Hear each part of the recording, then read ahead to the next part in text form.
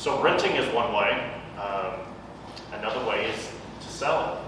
And so when you go in and buy a property, I do suggest that you have multiple exit strategies, which is why we're going on these. Will it rent out? Will it sell? And I wanted to go over the selling process. And I actually have a live example of one. All right, so one exit strategy is selling the property. I actually have a live example here, and so I kind of wanted to go through the numbers.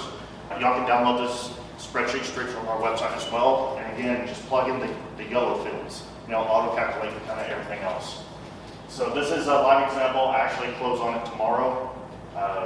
Sales price, this is what it's worth after it's all fixed up. It's that 220 number, and so I'll plug that in. Actually got with a realtor, and that's the number that they gave me.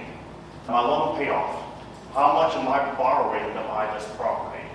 In this case, I'm using Pinnacle, and I'm borrowing $170,000 to purchase this property.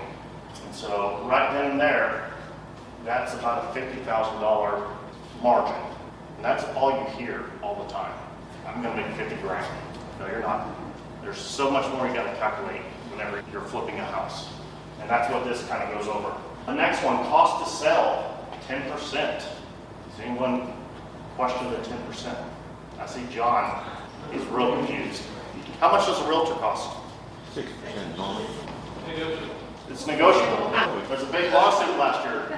It's all negotiable. However, most are going to charge around that 6% range. So why am I using 10%? Negotiations, additional repairs, they need assistance with closing costs.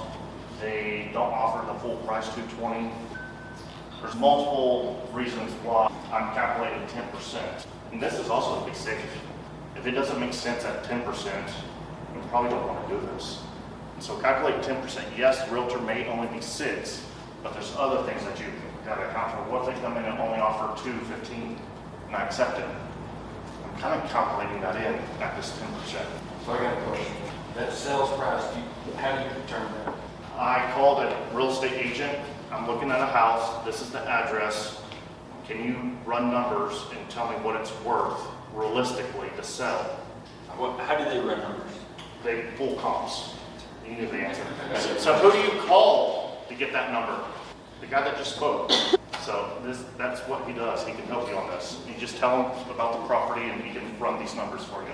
So I calculate 10% for closing costs, cost to sell. And so my gross proceeds is $28,000. Not as attractive as that $50,000 as it once was. I'm still not done. I still have to pay monthly insurance, taxes, landscaping. Every month that this property sits on the market, that's going to cost me.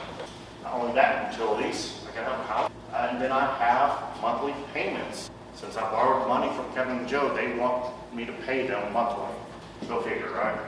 And so in this last yellow column, months to close, how long is it going to take you to sell the property?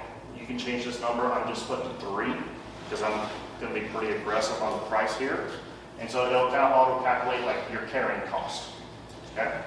And so after all that, my net profit is only $17,815, which is nowhere near that $50,000, but that's the number that everyone talks about. So just be mindful that when you flip a property, there's a lot of costs involved, and you can get this spreadsheet for free right off of our website.